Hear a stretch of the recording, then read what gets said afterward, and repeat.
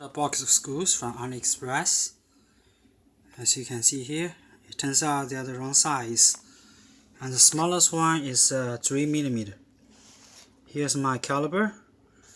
The units on top is millimeter, here is inch.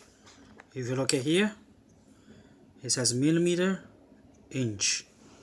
So here is the smallest one. You can see the diameter is 3mm.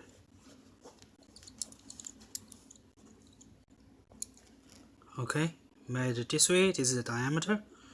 If you look at it, it's 1 inch. But it's 3 millimeter. Okay.